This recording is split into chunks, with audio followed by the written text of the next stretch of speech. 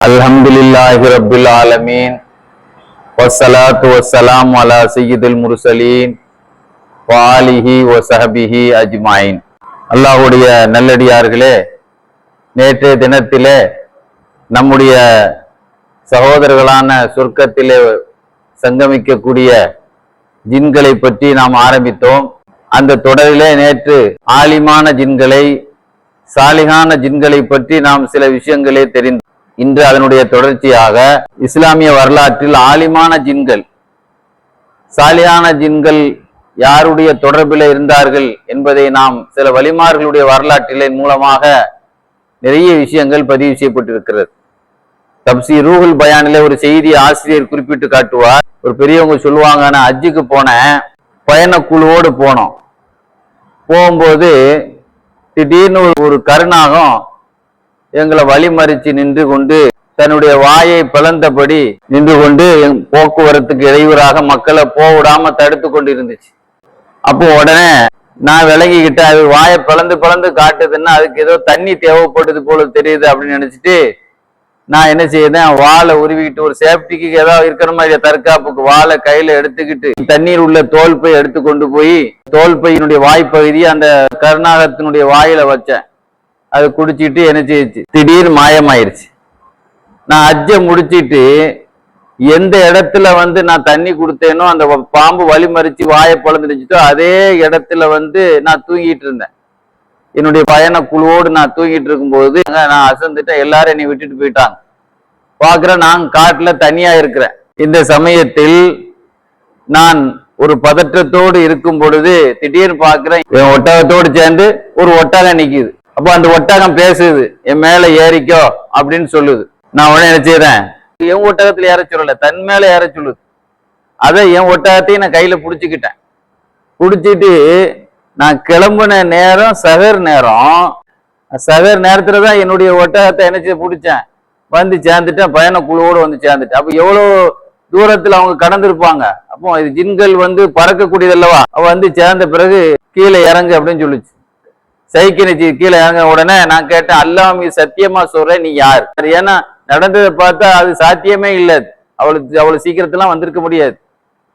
அப்ப நீ எந்த ஒரு கருணாகத்துக்கு நீ தண்ணி கொடுத்தியோ அந்த ஆள் தான் நான் அப்படின்னு சொல்லி நான் ஒரு ஜின்னு அப்படிங்கிறத அங்க உணர்த்தி காட்டு. அப்ப நல்ல ஜின்கள், மூமினான ஜின்கள் நாம் உதவி செய்யும் பொழுது அவைகள் நமக்கு உதவியா இருந்திருக்கு அப்படிங்கிறதுக்கு நிறைய வரலாறுகளை தப்சீர்களை என்ன செய்யிருப்பாங்க, எழுதியிருப்பாங்க. அதே மாதிரி உபை இப்னு கஅப் ரலியல்லாஹு அன்ஹு சொல்லுவாங்க, சஹாபாக்களுடைய வரலாறுல கன்ஸ்ங்கிற ஹதீஸ் கிதாபுகள்ல இந்த செய்தி வந்திருக்கு. உபை இப்னு கஅப் ரலியல்லாஹு சொல்லுவாங்க, முஸ்லீம்கள் ஒரு கூட்டம் ஹஜ்ஜுக்கு போனாங்க. போனவங்க அந்த காலத்துல எல்லாம் கால்நடையாக போவாங்க. வழி தவறிட்டாங்க. மெயின் ரூட்ல போனா தானே ஊர் வரும், சாப்பாடு வாங்கலாம், சாமான் வாங்கலாம், எல்லாம் இருக்கும். அப்படியே ரூட்டு மாறிட்டு காடு வழியால உள்ள போயிடுவோம். அப்போ சுத்த நமக்கு அழுவு வந்துடும், எங்க போனோன்னு தெரியாம. அப்போ ரூட்டு தவறி எங்கேயோ போயிட்டாங்க. போனா அங்க என்ன தண்ணி காலியா போச்சு, தண்ணி இல்லை. இப்ப போற இடத்துல எல்லாம் வண்டி, இப்ப பஸ்ல போறோம்னா வண்டியை நிறுத்தி நம்ம தண்ணி சாப்பாடுலாம் ரெடி பண்ணிட்டு தானே போறோம். அப்போ காட்டுக்குள்ள வழி தவறி போன உடனே அவங்க எல்லாருமே இஹ்ராம் துணி, எல்லாத்தையும் என்ன இருக்கும், இஹ்ராம் துணி இருக்கும்ல, மையத்துக்கு பொதியக்கூடியதும் அந்த வெள்ளை துணி தானே பொதிக்கிறாங்க. அப்போ பார்த்தா அந்த போன வழியில போனவங்க வழி தவறிட்டாங்க. அவன் பார்த்தாங்க, சரி நம்ம இப்ப நம்ம ஊர் வராது, நம்ம காட்டுல மாட்டிக்கிட்டோம், மௌத்தாக போறோம் நம்ம. ஏன்னா பசி தாகம்லாம் நமக்கு அடுத்த நிமிஷம் தாகத்துக்கு தண்ணி குடிக்கலாம், நம்ம மூச்சு போயிரும் இல்லையா. அதனால மௌத்தாக போறது நெசமா போச்சுன்னு முடிவு பண்ணிட்டு அந்த பயணத்துல வச்சிருந்த அந்த கபன் துணியை போட்டு பொதிஞ்சுக்கிட்டு அந்த கிபிலா நோக்கி ஒரு மையத்து படுக்கிற மாதிரி ரெடியாகவே நாங்க என்ன செய்யிட்டோம், அவங்க படுத்துக்கிட்டாங்க. இவங்க சொல்றாங்க, இப்பயும் காவிரிகளாரும் சமூகத்தை சொல்றாங்க.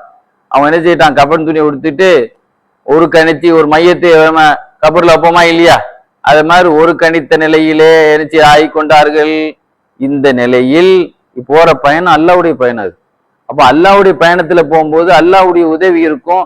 அல்லாஹ்வுத்தால எந்த ஒரு கஷ்டத்தையும் ஒரு மனிதனுக்கு இன்னமால் உசுரி யுசுராங்கிறான் அல்ல, கஷ்டத்தோடு அல்ல ஒரு லேசா வச்சிருப்பாங்கிறான் அல்ல.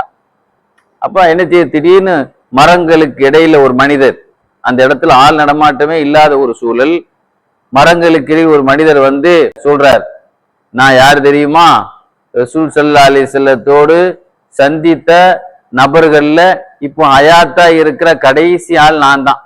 ரசூல்லாவோடு நான் சந்திக்கும் போது ரசூல்லாவுடைய ஒரு ஹதீஸை அவங்கள்ட்ட இருந்து நாங்க கேட்டோம். என்ன சொன்னாங்கன்னு ஸல்லல்லாஹு அலைஹி வஸல்லம், ஒரு மோமின் இன்னொரு மோமினுக்கு தோழன், சகோதரன். அல் மோமின் அகுல் மோமின். ரசூல்லாவை நாங்க ஜின்களாகிய நாங்க சந்திக்கும் போது அந்த சமயத்துல ரசூல்லா சொன்ன பயான்ல என்னது, ஒரு மோமின் ஒரு 100 மோமினுக்கு சகோதரனாக இருக்க வேண்டும். அவருக்கு உதவியா ஐனுஹு வ தலீலுஹு லா யஹ்திலுஹு. அந்த மோமினுக்கு எப்படி இருக்கணும்? இன்னைக்கு அப்படி யார் அப்படி இருக்கிறதுல சொந்த பந்தங்களே இடையூறா இருக்கிறாங்க. எப்படி இருக்கணும்? உதவியா இருக்கணும், அவருக்கு வழிகாட்டியா இருக்கணும், அவருக்கு உபத்திரியம் பண்றாளா இருக்கக்கூடாது என்று. அவன் ரத்தம், ஒரு மோமின்கள் சகோதரங்கள் நம்ம ரத்தம். அவன் ரத்தத்தில் உள்ளவன் எப்படி இருப்பானோ, இங்க அவனுக்கு அடி விழுந்தா அவனுக்கு வலிக்குதா இல்லையா, அந்த மாதிரி இருக்கணும்னு ரசூலுல்லாஹ் சொல்லி கொடுத்தாங்க. அந்த ஹதீஸை கேட்ட ஆட்கள் யாருமே இப்ப இல்லை, நான் தான் இப்ப இருக்கிறேன் அப்படின்னு சொல்லிட்டு இவங்க என்ன செய்தாங்க, ஒரு மோமினான ஜின்கள் மோமின்கள் ஒருத்தருக்கு ஒருத்தர் சகோதரர்கள்னால தானே அவங்களுடைய இறைச்சி உணவுல நீங்க மாசுபடுத்தாதீங்க ரசூலுல்லாஹ் சொன்னதா நம்ம சின்னத்தை சொல்லி காட்டியிருக்கிறோம். அப்படின்னு சொல்லிட்டு இந்த பாருங்க, இதுதான் மெயின் ரூட், இந்த வழியா போங்க, இங்கதான் தண்ணி இருக்குன்னு அந்த தண்ணி இருக்கிற இடத்தையும் காட்டினாங்க. அந்த இப்ப நீங்க போக வேண்டிய ரூட் இந்த ரூட் அப்படிங்கிறதையும் காட்டினாங்க. அப்ப இப்படி இருக்கும்போது நம்ம என்ன தெரியுதுன்னு சொன்னா, சாலிகான ஜின்கள் என்ன செய்யறாங்க, இன்னும் இருக்கிறாங்க. ஏன் நாம இருக்கக்கூடிய இந்த இடத்துல கூட இருப்பாங்க, நமக்கு தெரியாது.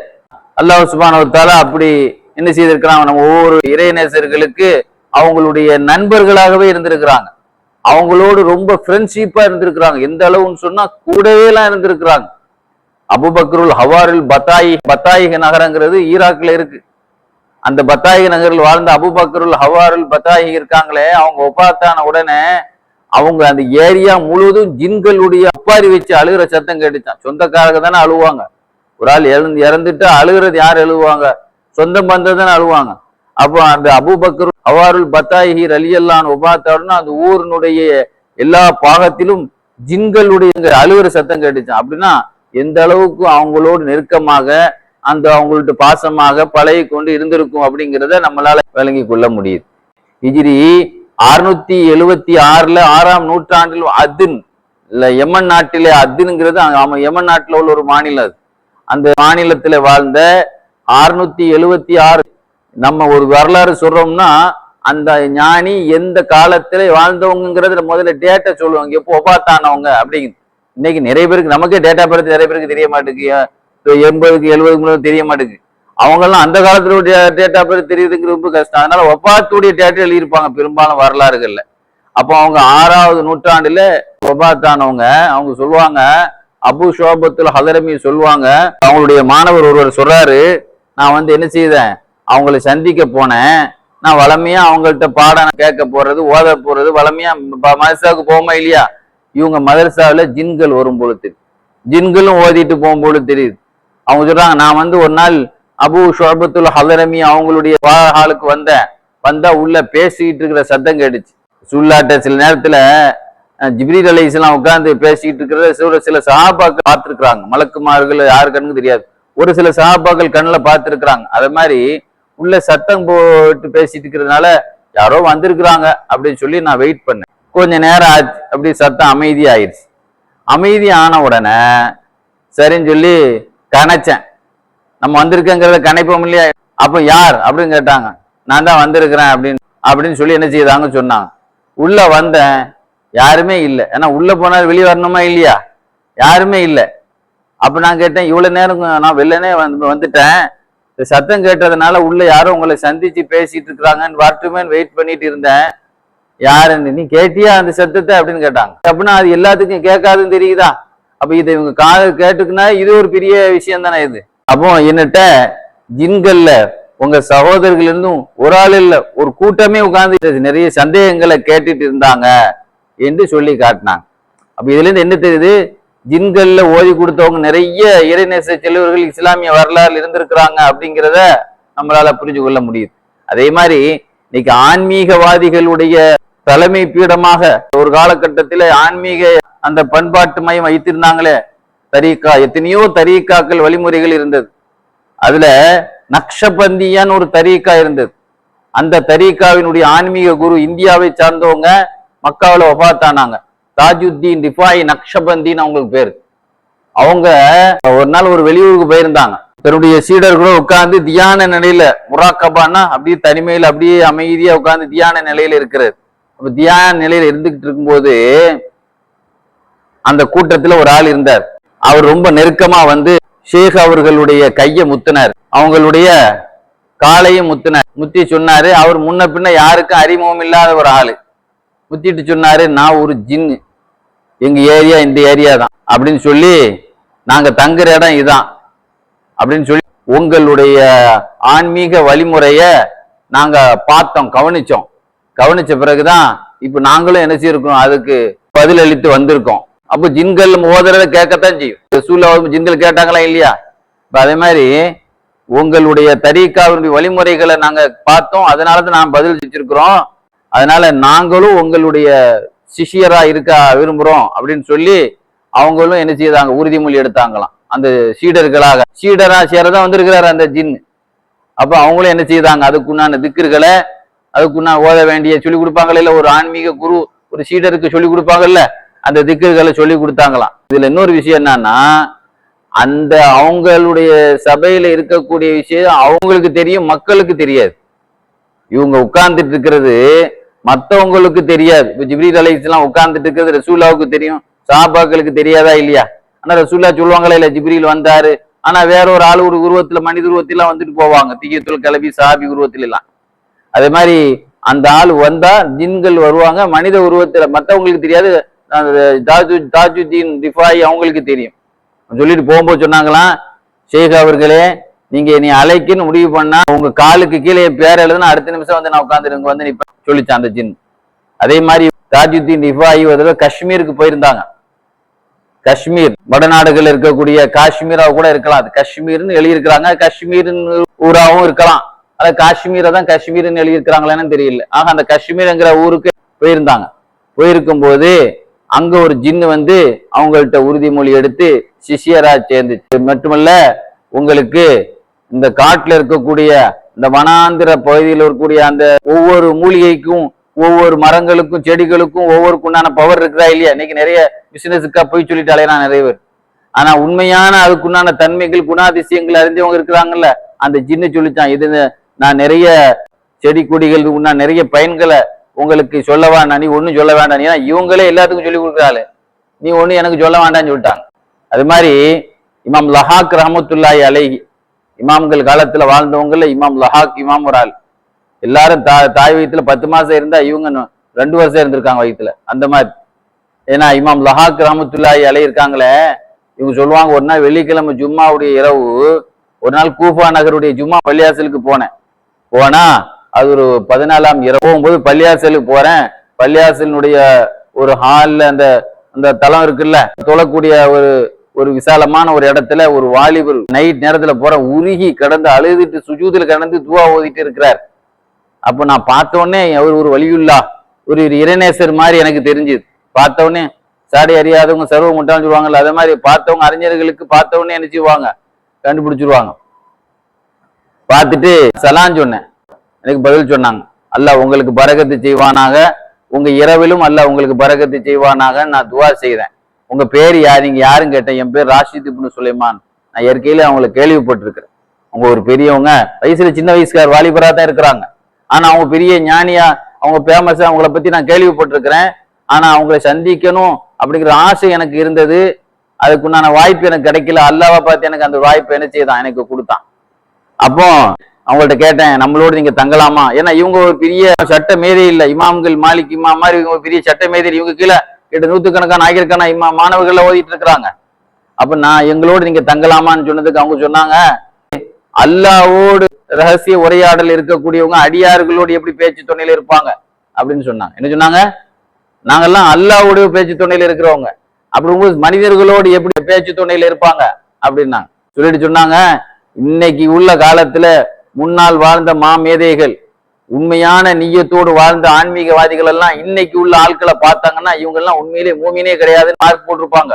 என்ன சொன்னாங்க, அன்னைக்கு உள்ள உண்மையான நீயத்துள்ள ஆன்மீகவாதிகள் இன்னைக்கு நாங்கெல்லாம் பெரிய அல்லாஹ்வை அறிஞ்சவங்கன்னு சொல்லி ஆன்மீகவாதின்னு சொல்றாங்களே, இவங்களை வந்து பார்த்தா என்ன சொல்லுவாங்க, இவங்க எல்லாம் மூமினே கூட கிடையாது அப்படின்னு மார்க் பண்ணிடுவாங்க அப்படின்னு சொல்லிட்டு திடீர்னு என்ன செய்யிட்டாங்க, கண்ணை விட்டு மறைஞ்சிட்டாங்க.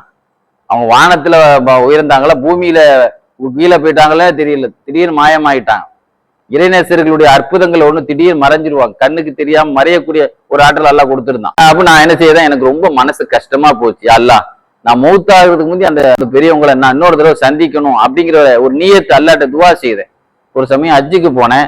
ஹஜ்ஜுக்கு போகக்கூடிய நேரத்துல காபாவுடைய நிழல்ல ஒரு கூட்டமே உட்கார்ந்து அவங்கள்ட்ட அன்னாமு சூரா ஓதிட்டு உட்கார்ந்து இருக்கிறாங்க. காபாவுடைய நிலையில அவங்க இருக்கிறத நான் பார்த்தேன். அப்படியே என்னை பார்த்த உடனே சிரிச்சிட்டு கட்டி பிடிச்சி என்ன செய்தாங்க, என்னை முஆனக்கா பண்ணாங்க. என்ன, அல்லாட்ட நம்ம சந்திக்கிறதுக்காக கேட்டிருப்பிய போல தெரியுத. நான் கேட்டது அவங்களுக்கு எப்படி தெரியும், அல்ல அந்த விஷயத்தை உதிச்சிருக்கான். அதை நான் அவங்க சிரிச்சுக்கிட்டே வழியை வந்து என்னை கட்டி பிடிச்சி என்ன செய்தாங்க, அல்லாட்ட நீங்க துவா கேட்டிருப்பிய போல தெரியுத அப்படின்னு சொல்லி என்ன செய்தாங்க சொன்னாங்க. நான் இதான் யாரு உங்க கூட இருந்து வாரங்களா, இவங்கெல்லாம் ஜின்கள். இவங்கெல்லாம் யாரு, இவங்கெல்லாம் ஜின்கள். இவங்க வருஷம் என் கூட ஹஜ்ஜிக்கு வந்துருவாங்க, என் கூட நீண்ட கால தொடர்பு உள்ளவங்க, இவங்களோடு நான் ரொம்ப நாள் பழக்கத்துல இருக்கிறேன் அப்படின்னு சொல்லிட்டு அவங்க சொல்லிட்டு என்ன செய்தாங்க, விடை கொடுத்தாங்க. விடை கொடுக்கும்போது சொன்னா, சகோதரரே, அல்லாஹ் தாலா நம்ம பிரியாத கவலை இல்லாத அந்த சொர்க்கத்திலே நம்மளே அல்லாஹ் ஒன்று கூட்டுவானாக அப்படின்னு சொல்லிட்டு அங்கேயே மறைஞ்சிட்டாங்க. ஆக ஜின்களோடு இப்படி ஒரு பாக்கியமான ஒரு சந்திப்பு நிறைய பேர்களுக்கு கிடைச்சிருக்கு. இன்ஷா அல்லாஹ் இதனுடைய தொடர்ச்சியை நீ அடுத்த நிகழ்ச்சியில நம்ம சொல்லுவோம். நிறைய அற்புதமான வரலாறுகளை எல்லாம் நம்முடைய முன்னோர்கள் எழுதி வச்சிருக்கிறாங்க. இதெல்லாம் நம்ம படிக்கும் பொழுது நமக்கு நம்முடைய துறையில ஒரு ஈடுபாடு வரும்.